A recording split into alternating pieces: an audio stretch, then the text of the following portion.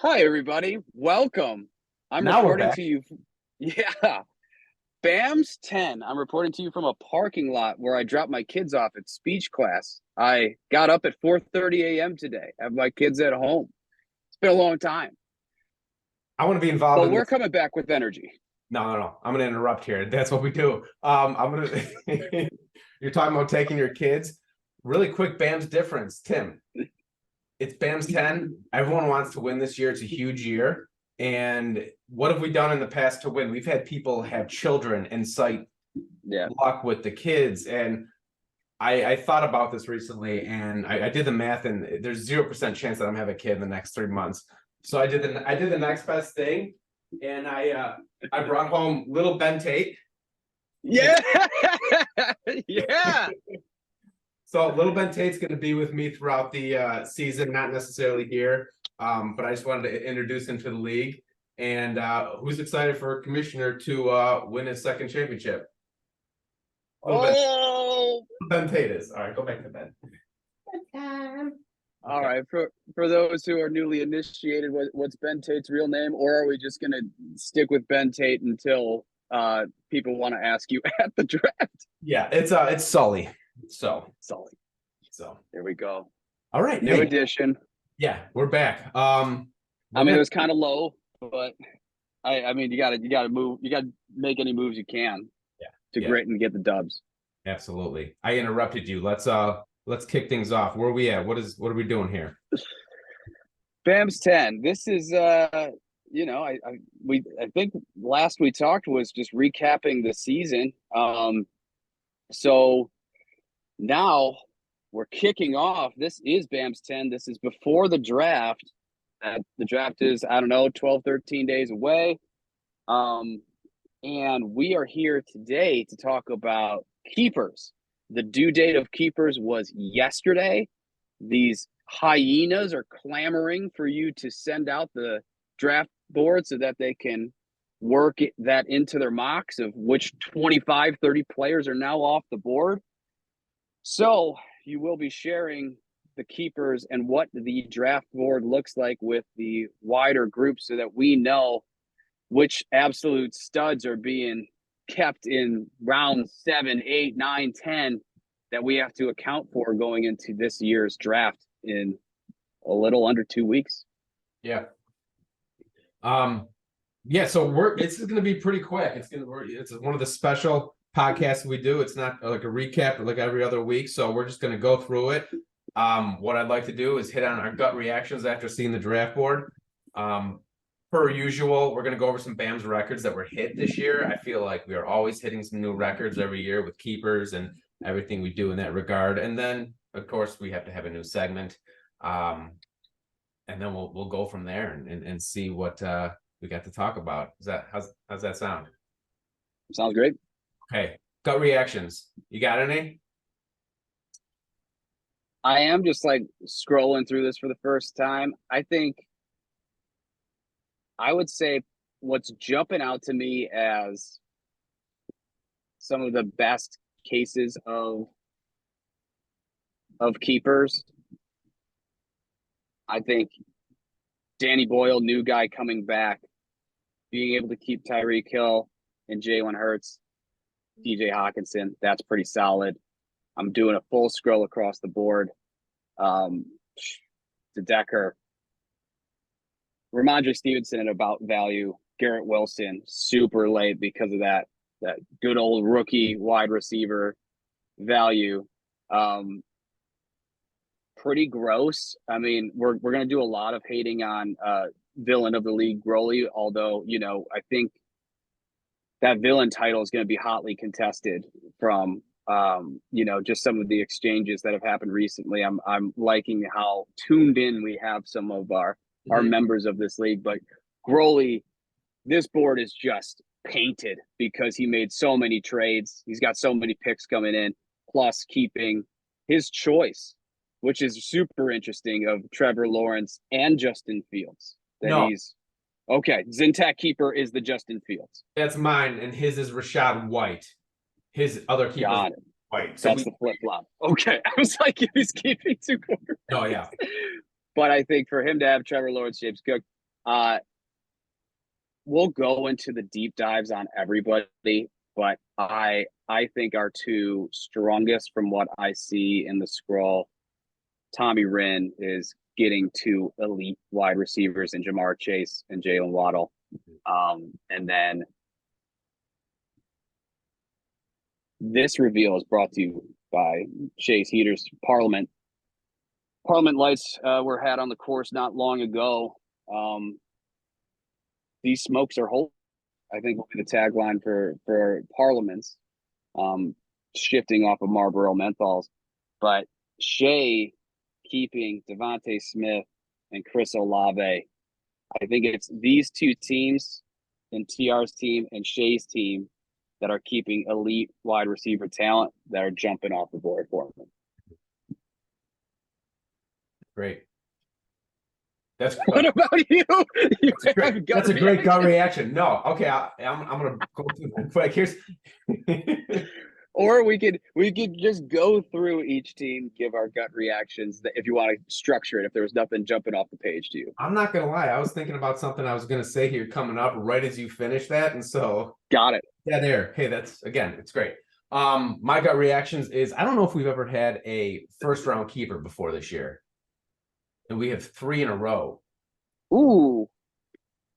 I mean, comment in the text thread if you've kept first round keepers. I think like I want to say Tommy Wren might have kept like Kelsey at a turn or something like that, like had him as a first round keeper at the 12 or something like that. But that may be. But has to be. We'll check. Hold on.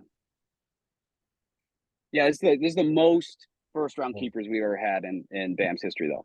Wow. 7, 8, 9. We're skipping right from 6 to 10. We got Josh Jacobs, we got Treek Hill, and we got Cooper Keep at 8. So not bad. I think Josh Jacobs sticks out as a little bit of a stretch to me, but at the same time, it's tough to argue with. What was he, like the RB1 last year?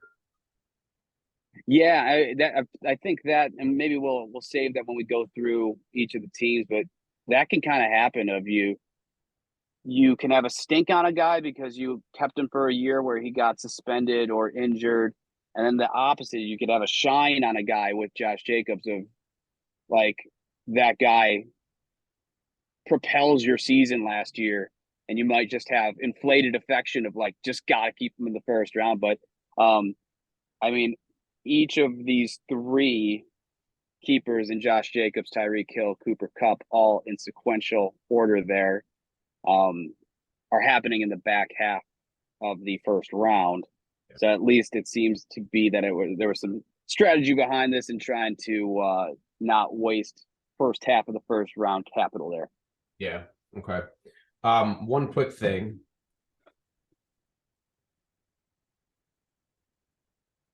On Twitter, there was just some breaking news that I just wanted to report. Oh, God. You may not have seen this, but Steph Diggs just requested a trade. 3 teams he listed: 49ers, Dallas Cowboys, and the Bears. Oh, yeah. Why would you want to come to the Bears? Okay. I don't know. Just random thought that I had a video of breaking news pulled up and I wanted to put that into this. So, man, that's wild. That's going to throw things off. There's a lot of, because what made me think of that is we were talking about Josh Jacobs, and just today confirmed that he's going to be coming back to camp. So that was kind of a risky move keeping him, but that paid off. And now Diggs is going to go mid-round where I'm about, and that kind of throws me off if I'm forced to pick him at 6 or wherever that goes or whoever it is. But so who knows? Okay. All right. But the gripes, off-season gripes, seem to be still lingering around. So we'll see how everyone feels about Gabe Davis and Shakir. Yeah. Buffalo there.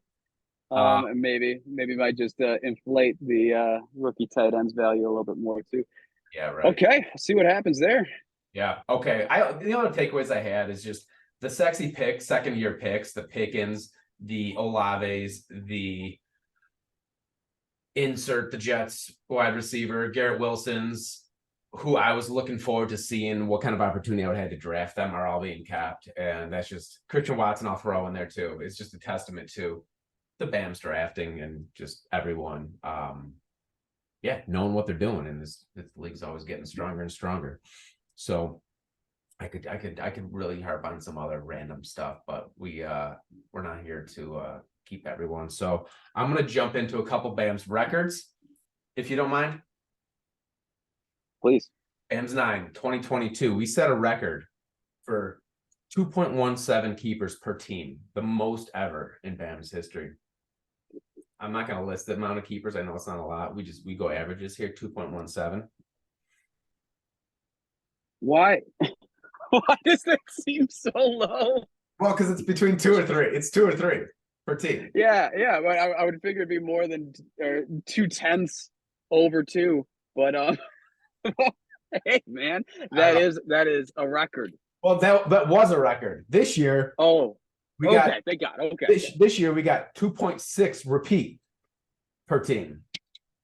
See, now we're talking. Okay, so that tells me the majority of teams have kept 3. Yes. That's a big number. Okay. Good analytics. If you don't want me to confuse everything, it's 32. There's 32 keepers, which is great news. And at the same time, we have 22% of those are holdovers from last year. That's another record low. Last year was 23%. So we're just cycling out new keepers. We're finding new talent. Yeah. Shuffling the deck. Yeah. Oh, yeah. That was exactly what I knew we were doing. So those are the 2 records that I wanted to talk about, which is great. I love the activity. So we're gonna keep moving from there. I got a new segment. You ready? I'm ready. Okay, it goes. Stretch. That's a homer. Chase Claypool. This year's homer is Chase Claypool being kept. And I literally have it pulled up on my screen and was just like, it had thoughts swirling. Yeah, what we want to drop there. Previous homers. I know Komets have been Komets have been kept in the past, and there's been some other Bears. I don't know about Lions that stick out for the Petes, but I know Dolphins have. I mean, we could have argued that. Is Tua being kept? I don't know. I thought he was. Maybe he wanted him. I didn't put it in there, but that's just something that I'll have to. I think Ford would be the only team that would keep him, and I don't see him on the board there. Yeah, I mean, Miami's become very good in the past year and a half, basically. But I think when you're talking Lions and you're talking Dolphins, now homer choices are on the board there. But it was so sad a couple years ago that, or basically in the majority of the BAMS run, those teams have not been right for the picking on keepers. Yeah. I did it right for the record. Ford did not keep Tua. So Chase Claypool is the clear-cut homer pick this year. Homer of the year. Yeah. 8th round. And who knows? Maybe he developed some rapport with Justin Fields. No. Yeah. But what else? We're cruising through this. I like this. The brevity. Well, got 10 minutes till my kids come out of this class. So I think let's just do gut reactions by team, and I'll try to fill with any quick analysis I've got. But starting us out in the first draft position is Ford. He's keeping Cam Akers in the 7th and George Pickens in the 8th. Both are values against average draft position. I figure everybody's keeping at better than value of average draft position. Also calling out, getting a guy at average draft position is a value in itself when you're in a keeper league and you have 25, 30 guys being plucked off the board. So Cam Akers in 7th round, like it a lot. This is the hipsters' darling of the fantasy community of like, it feels so gross, but then you look at the limited opportunities, you look at the Rams defense, going to be the worst defense in the league. They're paying for the sins of all of their free agency spending over the years and trading away draft picks. Their defense is very, very bad. So the idea is if it's just Stafford, Akers, Cooper Kupp, that they'll be playing from behind. They still have McVay as the mastermind behind it all, and that at least their offense will be in the top half of the league, and it'll just be funneled through a few guys. So that's why the fantasy community likes Akers. Still kind of gross. Still had that falling out with McVay in the middle of last year, which allowed me to trade Darrell Henderson at the time to Shea, which I thought was a good trade at the time. Then Akers came back into the good graces. So volatile, but seventh round, great. George Pickens is on the Steelers being like that very, very flashy. I kind of put him in the Odell Beckham camp of like going to make highlight reel catches, but I'm still not sure if it's like that dependable, going to get a ton of run, and it might be more noise around the player than actual fantasy production. But again, in the 8th round, solid. I think we're seeing just a lot of targeting of those rookie wide receivers as now keepers this year. Any thoughts there on Ford, or we can move on to the next one? I think it's strong. I mean, Cam Akers, doesn't always play, but running backs on teams that you expect to struggle don't attract me, so that sticks out. But that is not a surefire bet, so it could definitely work out for him. So no, I don't hate it at all. I don't think has the worst list of keepers in my opinion, but I think T. Ridden has an embarrassment of riches with 2 of the best wide receivers in the 3rd and 5th round, and then Kenneth Walker, who was a stud last year. So yeah, I mean, we'll call this segment "Guys Are Talking." I mentioned the villain role earlier on in the league, but I mean, I think the Diesel guys, that energy right there between Groles and the Diesel guys, and Diesel guys just analyzing past years. I think we've got a little bit of miffed feelings about rounds in which players are being kept. The general idea being, let's say, I'll say I'm keeping Amari Cooper. I want to keep him in the 5th round. I traded away my 5th round pick. I have to keep him in the 4th round. That sucks, but that's how it's going. When we're talking about keeping 2 guys from the same round, it's all jammed up. So if you have 2 guys that you're trying to keep that were drafted 10th round last year, you want to keep them this year. Rule going forward is you got to keep those 10th round guys in the 9th and the 8th. It's got to still elevate up the draft board. So more discussions to be had probably in person, but I'm respecting the commission. Just like this is one of the best leagues in the nation. So it's just like, we're going to do what makes sense. You lay out the rules, we'll put them in place. And putting that aside, it's like we're talking about a team that has Jamar Chase and Jalen Waddle, where he's not, neither of those 2 guys are being kept in the 1st or 2nd round. So it's Jamar Chase in the 3rd, it's Jalen Waddle in the 5th, and he gets to fill above that with just unbelievable talent. And then Kenneth Walker, I know he's being pressed a little bit by the Charbonnet draft pick this year for the Seahawks, but who is it? What running back is it? Right. So I look at this team, and this is a team very much poised. It like they look like they traded away their lives for future years, and they didn't. They just have really managed their team very well, have awesome keepers, and have still open draft capital to work with on top of that. Yeah. Russell. Yeah, I was going to say Russell didn't have 2 good keepers, but when you have Tony Pollard in the 7th, that's one of the best in the draft. Russell, I think quickly, his affection for Kenny Galladay over the years, I think, has transferred into Mike Williams. But it's a similar thing, and just that big body receiver, go up and get it. Russell, the hammocks just want to fill the hammocks with big body receivers, just 6'3" and above, 220 pounds and above. So keeping Mike Williams is probably around that value and could be a massive win Mhm. all about health as always with them. But Tony Pollard being a first round draft choice in most leagues or second round, but like getting him kept in the seventh is absolutely huge. Yeah. Um, Mike Williams has to get it. Doesn't he always get injured every year? He does. He goes up high and then he gets legs taken out from underneath him, and then he's usually just falling back and hitting the ground hard. Grimmer, I feel bad a little bit about here for because up until about 20 minutes ago, he had James Conner, CeeDee Lamb, and Aaron Rodgers as keepers until I realized that CeeDee Lamb and Aaron Rodgers are not viable to be kept according to the rules. So he had to put Tyler Boyd in there, which that's kind of chalk. That's not bad. James Conner, I didn't realize how many touchdowns James Conner gets.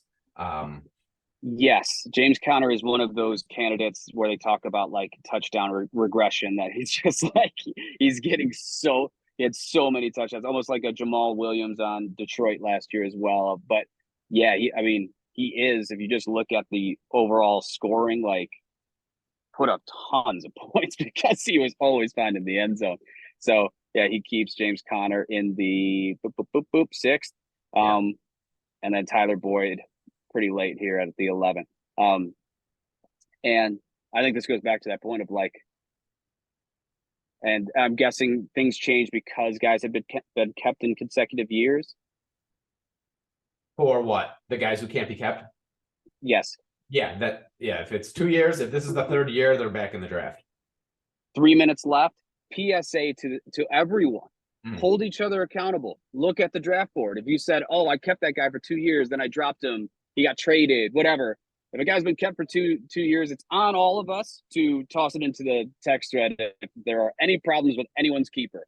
Got to hold each other accountable. Otherwise, it's just how it goes, and we move on. But sounds like that was tough conversations that needed to be had with Grimmer, but he took it on the chin and kept moving. Nothing was tough about it. Guy respected. I love it because Grim's the fucking man. All right, in 2 minutes left. Go ahead. I wrote it down. I went to look at the keepers, and I have a whole thing put together to keep track. I put it always under the keepers, the disclaimer. I'm going to read it now. As always, let me know if you see something wrong. Double check because I have a very strong track record, but then let me know so I could change it. There we go. Until I get paid, there are going to be errors. So it's like just perspective. This league is extraordinarily well run. We can't just have everything resting on your shoulders. Yes. Although you do a phenomenal job with that. All right. Speed round, last 2 minutes. Shea, as I said, I love it. Devontae Smith, he keeps in the fourth round. Chris Olave, he keeps in the fifth round.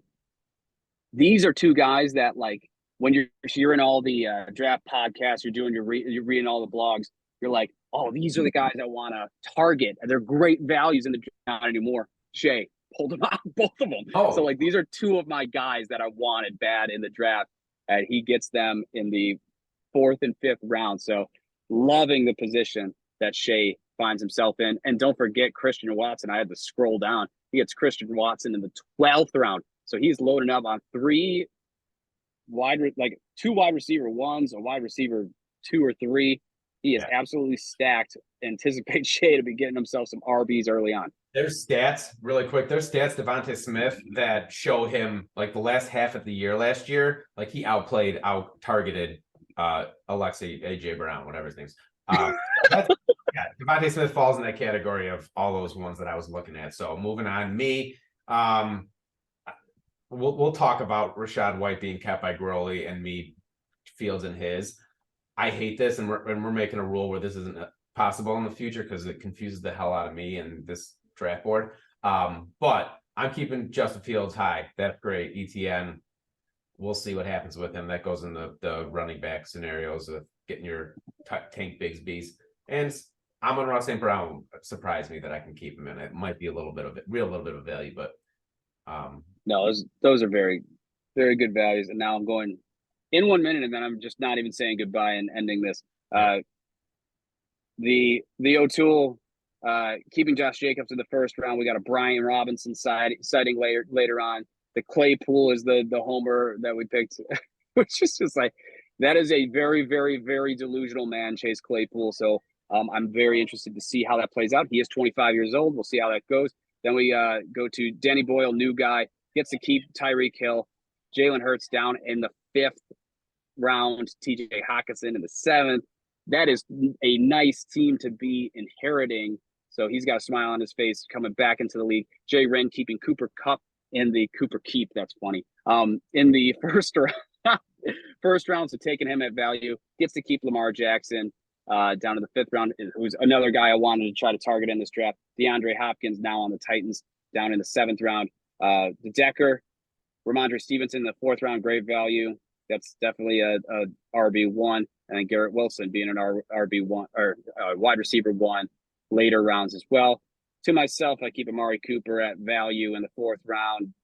And then I have a tandem of running backs, Alexander Madison and Isaiah Pacheco, that I'll get to keep in the 9th and 10th rounds, I think, but later on. So there's that. And then Growley, James Cook, Trevor Lawrence, nice little 1-2 punch of what he's keeping there. Love you, Zintac. I'm out, bud. Love you guys.